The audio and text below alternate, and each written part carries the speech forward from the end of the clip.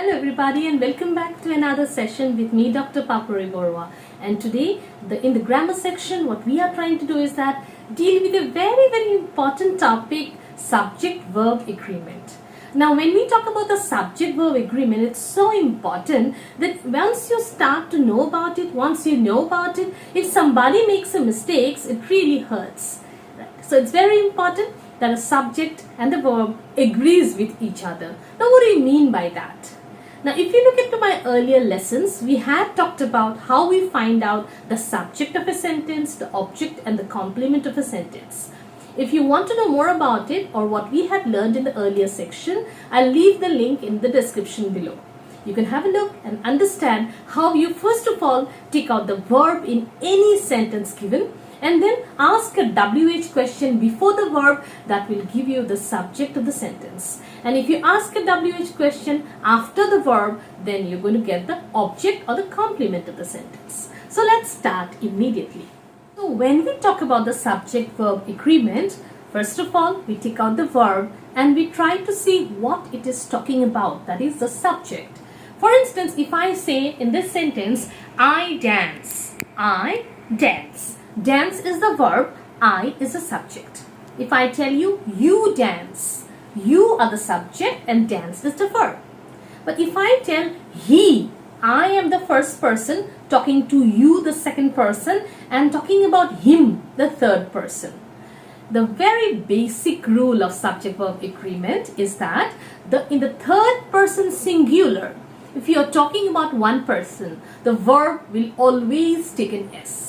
And hence, it will not be he dance, it will be he dances. But if I say about third person plural, like they dance, it will not be they dances. So the basic rule of subject-verb agreement, third person singular, the verb will take an S. So that is, if you know this, most of your problems are solved there. But that is not all. We have many other rules and exceptions when we are talking about subject-verb agreement, and today in this lesson, I'll try to make it simple for you.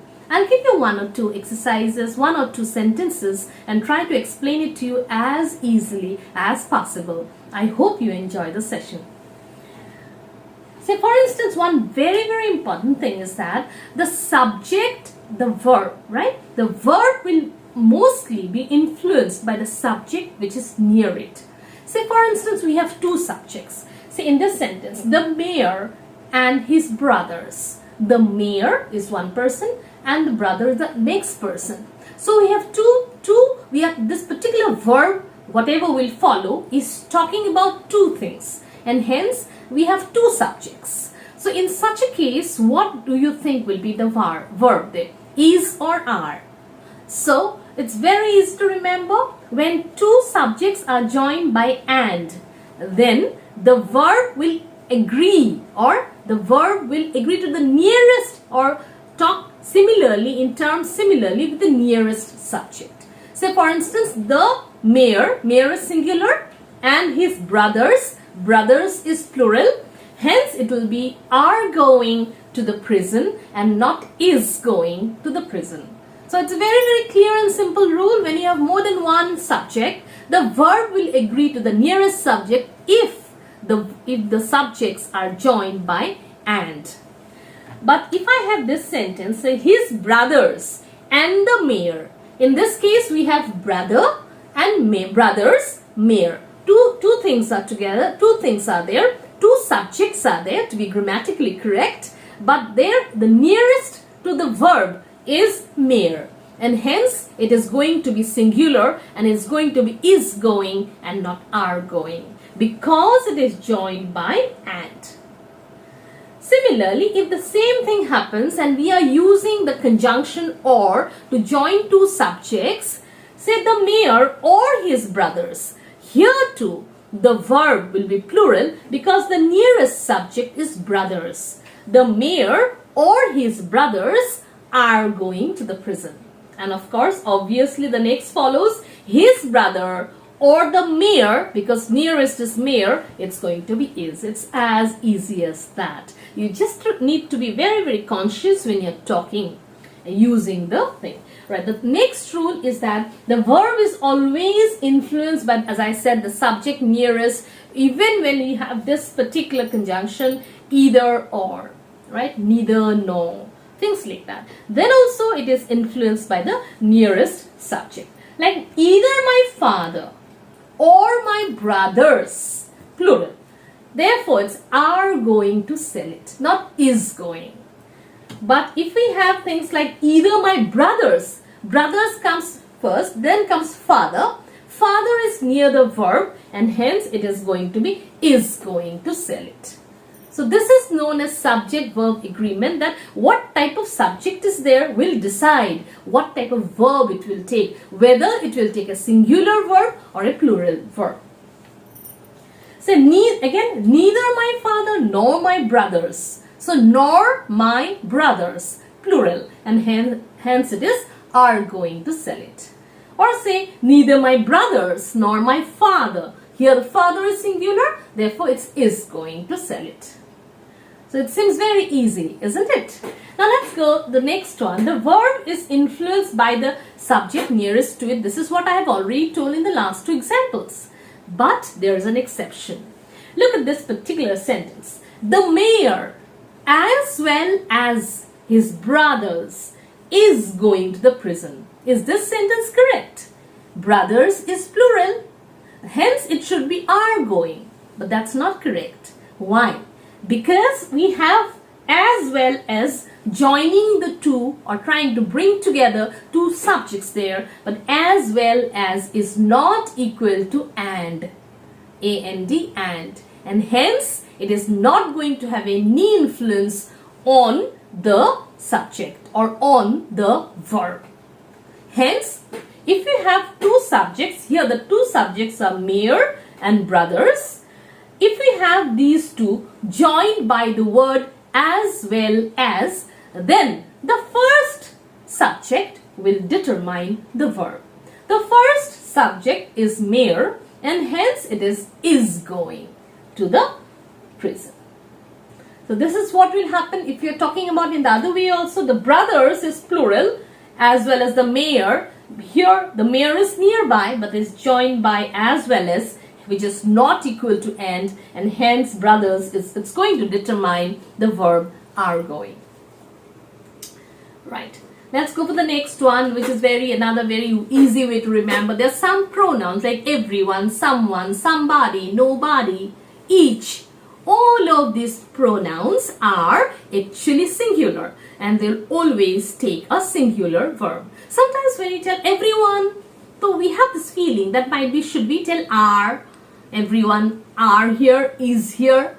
So you have to be careful that whenever these words everyone, someone, somebody, anybody, each, everybody, these are there, they will always take a singular verb. Hence we have somebody, not have, but has stolen my purse. Or everyone has left the classroom. Or each of you is responsible. Each is responsible. So you have to be careful to remember the rules so that when you talk, it comes out very naturally to you. Let's go for the next one. There are words like glasses, trousers, right? Say pair. This is like glasses. I am wearing glasses. So things like that which will always come in two, right? They are always together. We don't use one glass unlike our respected father of the nation. He had it. But for us, it is we have two glasses there, or we never wear one leg of the trousers and not wearing the other leg. So they always come together and they are working together. And hence they are always, just remember, my glasses, always plural. My glasses are lying on the bed. Or my trousers are in the closet. But there's an exception. The moment you use a pair of, say a pair of glasses, automatically the verb becomes singular. You tell is lying on the bed. A pair of glasses is lying on the bed. So you need to remember these exceptions so that you are correct when you pronounce. Or say some words like all and some. They are words, these words, they will always decide on the verb by trying to guess what they are talking about. Say for instance, if I am talking about water, which I cannot count, automatically the verb will be singular. But if I talk about, say, something like bags or tables or beads, they are automatically something you can count and becomes countable, and hence they are plural. Say, all of the water is polluted. Now when I am telling all of the water, all is a pronoun talking about the water. Now of the water, if you remember from my earlier lessons, of is a preposition, of the water is within bracket the prepositional phrase, and hence of is talking about water. Of is a preposition, preposition, position before a noun or a pronoun. The pronoun here is water. So these are, the entire thing is a prepositional phrase. So it cannot be the subject of the sentence. What is the subject of the sentence? All. Pronoun and nouns can be subject of the sentence, and hence all is a pronoun, all is a subject of the sentence. Now what type of verb will it take? Singular or plural? It's talking about water here, and hence it will take a singular verb, and hence it is all of the water is polluted. But if I say all of the beads, now all is talking about beads, which you can count, sparkling beads, and hence they are the subject, the verb will be plural. Say all of the beads are sparkling bright. Okay, similarly if you use the word some, the same thing, some of the water is polluted, but some of the beads are. So the words all and some, remember very, very specifically, these words will always be determined, what type of verb they'll take will be determined by the whatever they're talking about. Okay, now let's go for the word none. Now this is a very, very peculiar word there. This word none can take both singular and plural verb. So it's like you can say none of you claim responsibility for the incident, or you can say none of you claims responsibility. Sounds very jarring to the ear, but that's correct, and you say both of them are actually correct. Now let's go for the next and very interesting word there. Normally when we talk about demonstrative pronouns, the 5 demonstrative pronouns that are there, that, these, those, these, that, this, those and these, and one is yon, yonder. Now these words are there. Now remember that these are demonstrative pronouns, but sometimes you can hear. Now this word here feels like a demonstrative pronoun, but typically if you look at it grammatically, it can also act like an adverb there. So we are talking about these words, 2 words, there and here. Now remember, these words can never be the subject of the sentence. So whenever these words are there, if you remember from the other class, I always told you that whenever there and here are there, these words will always be having the subject to the right hand side of the verb. There are 2 cats in the room. What are there in the room? Cats. Cat is the subject of the sentence, and hence it is, though it is a subject, normally we have the subject to the right hand side, like the cat is ferocious. What is ferocious? Cat. That is the subject. But here, because we have the word there are 2 cats in the room, automatically the subject is to the right hand side of the verb. Immediately, even for here are 2 apples. The subject is, what are there? Apples. It is to the right hand side of the verb.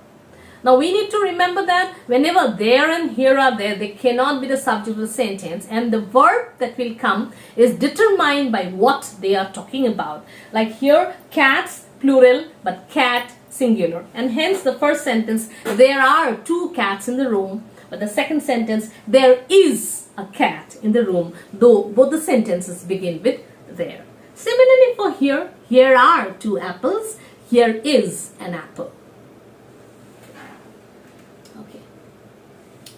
Okay, as we go on further, what I'm trying to do is that trying to give you a gist of, or in fact in a hurry, I'm just trying to point out, number wise, whatever you need to remember when you talk about subject-verb agreement. And normally in all, all examinations across all syllabus, it's a very, very important topic, and in the examination of life itself, it is too important. Anybody making a mistake in the subject and verb agreement gives us big eyes. We feel, all right, he doesn't know English, and hence it's very important to understand the subject verb agreement.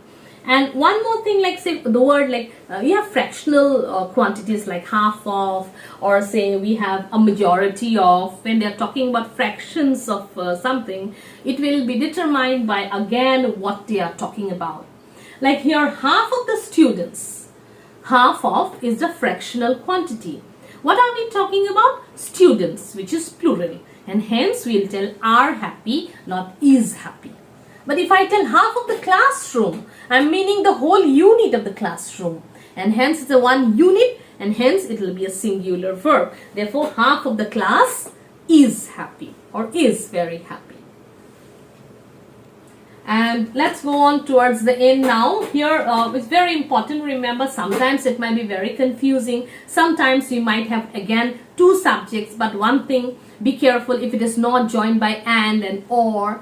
Apart from being joined by and or, brought together by and or, there might be words which are negative, negative subjects. Like for instance, he for instance, he was happy but not I. So the I thing is actually I, the negative part there. But if I talk about it in the subject verb agreement sentence, look at this. The parents but not their daughter. So the parents and daughter are two subjects here, but not their daughter. The daughter is, it's the negative subject, because here the word not their daughter is there. Automatically you remember, when you have a negative subject, the verb will agree with the positive subject. The parents but not their daughter were happy. Because this is a negative subject, it will not influence the verb at all. Or see, if I tell it the other way around, the daughter but not their parents, but not their parents. Therefore, but it's true, the parents become a negative subject, and hence the daughter is singular, and here it will be the verb is singular. So very easy to remember. Sometimes when you have two subjects, one is positive subject, one is negative subject, the negative subject will not at all influence the verb, whether be it near the verb or away from it. So that is all today I had, and in very short way I have given you all the basic rules that you need to know about the subject verb agreement in the English language. I hope you understood it and it was like easy for you to try and associate with the sentences I gave up. I hope you'll give it a like, you'll like my channel, you'll subscribe to it, and of course wait on for the next video. Thank you so much for watching.